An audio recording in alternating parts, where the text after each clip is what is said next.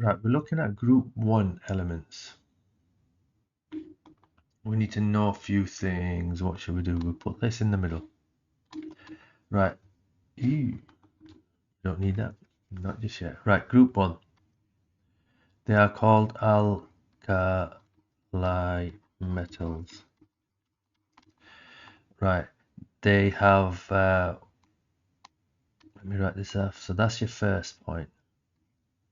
Your second point, they have 1 electron on the outer shell. Right. They form, let me write this down. They form +1 ions. They form positive ions. They form something called a cation. All that. Right, okay. Next thing you need to know is they have similar chemical properties because in the same group. So let's write this down. How do you know they're in the same group? They have similar chemical properties. So you've got to learn all these. And they have a trend in physical properties. So there's a trend. Okay, so let's write that down. They have a trend in physical properties.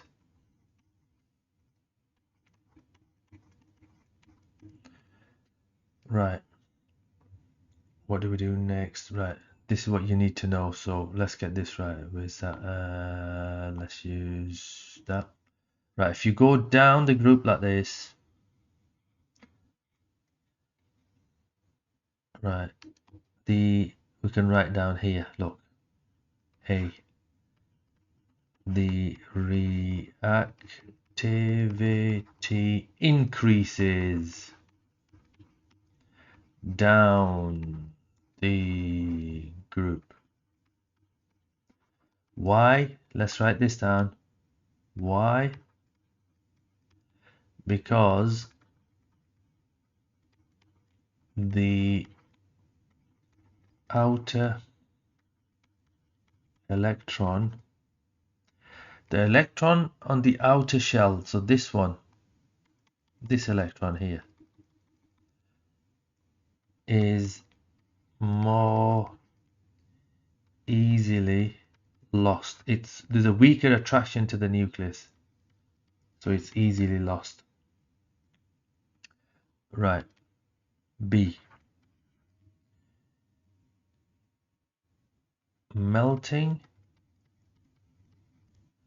and boiling points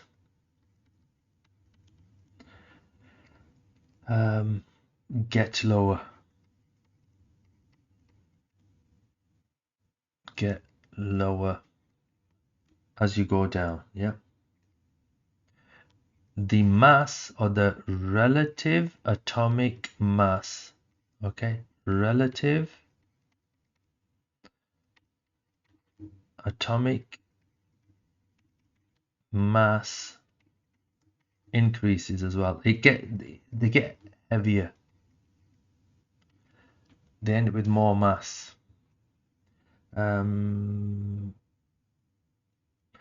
And these properties here are called trends. These are the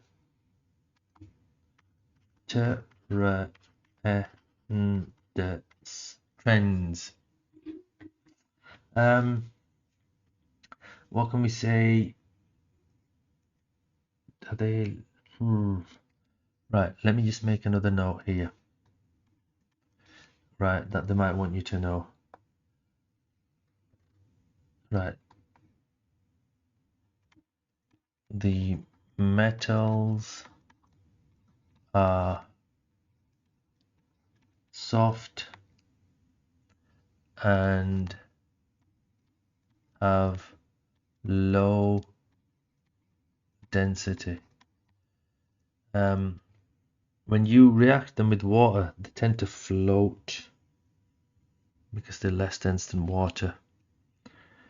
Right, okay, you now need to work out the, oh my god, this is going to be super cool. React it with water, chlorine, and oxygen. So make a note of that. Let's move on. So now what we need to do, we need to react it with water. Water.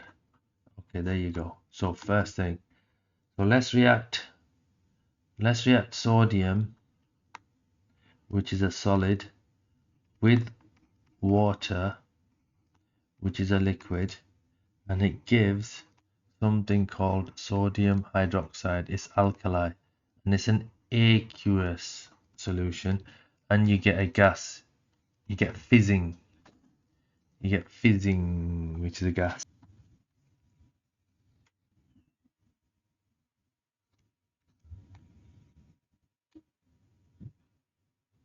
Right. Now we need to balance it.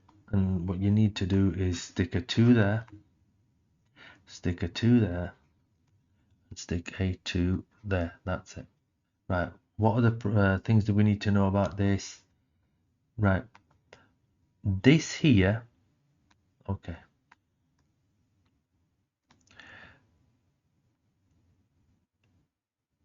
A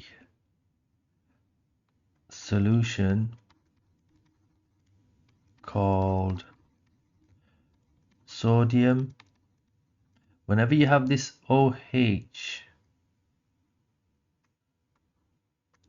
in this form, it's hydroxide. Hydroxide because it's a negative ion. So a solution called sodium hydroxide is formed. Right. You get right, okay. You get a gas forms. You get effervescence. A gas forms, and it's hydrogen. Hydrogen. Right. The metal. Oh, how can we write this? Okay, let's write this down. The metal hydroxide.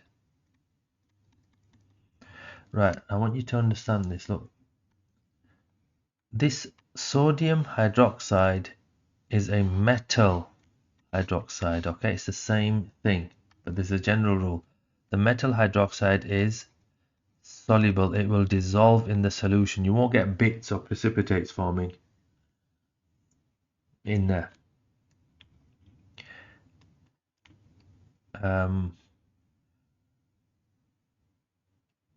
So let's look at lithium.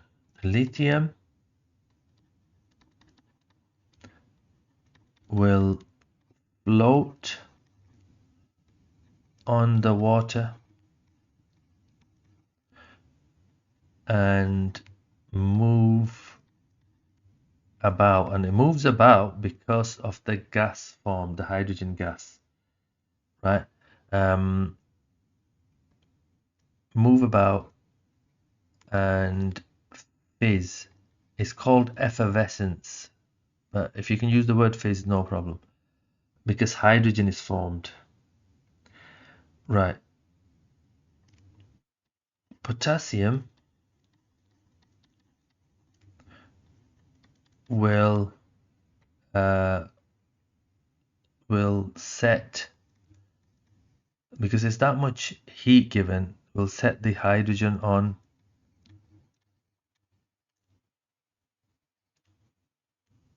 fire, right? And the word you want to use is ignite the hydrogen gas, right? Set the hydrogen on fire, ignite the hydrogen gas. I think that's it. So you need to know reactivity with water increases as you go down. So lithium will fizz about a bit, sodium will fizz about a lot, potassium will fizz about so much, and the heat generated will cause the hydrogen to ignite or combust. That was the easy bit. Let's keep going. Right, now chlorine. Oh, where did that come from? Oh, we're going to react it with chlorine. So you've got, this is like your table salt. You've got sodium, which is a solid. We're going to react it with chlorine, which is a gas. I'll come back to that in a second, which gives sodium chloride, which is a solid. Right, we need to balance this. We've got 2 of them and 2 of these. I just want you to know this bit here. Chlorine is it runs around in pairs. It's called a diatomic molecule. You don't need to worry about this word, but it's no harm in learning it. It runs around in pairs, so you can't put Cl here on its own. You can't put Cl here on its own. You have to put Cl2, and then you have to balance it. Right. What are the trends? Group 1 metals react violently. React violently. There's a lot of energy when heated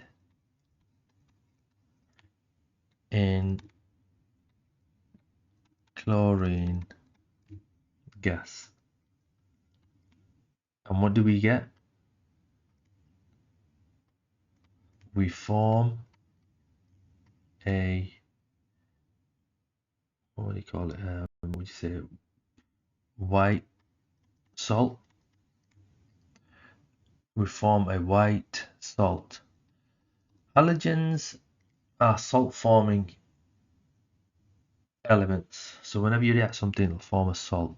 So we form a white salt, and this is called a metal chloride. So there's 2 things so far. Right. Same thing again. As you go down the group, the reactivity increases. It becomes more vigorous. And they're using these words, how do you spell vigor? Yeah, vigorous. Right. That's it. So basically you need to learn this chemical equation and this chemical equation. And the last one is when you combust in air. So where are we? Oxygen. There you go. Oxygen. Right. So group 1, metals react with oxygen to give metal oxides.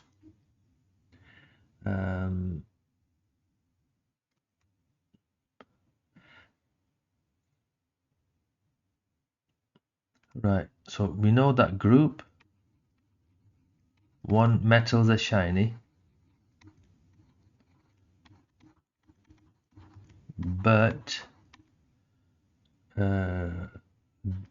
they become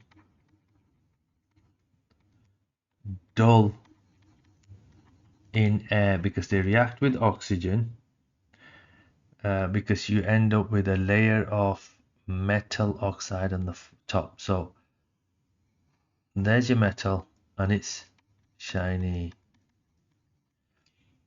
You have oxygen here in the atmosphere in the air, and when that reacts you end up with a layer of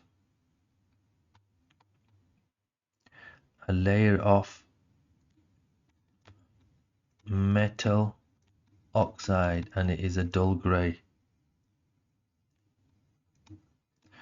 GREY. Okay, that's group 1 done. So just try to learn these, just put your head down. That was a long one, but it's got to be done. Right, okay, let's stop that.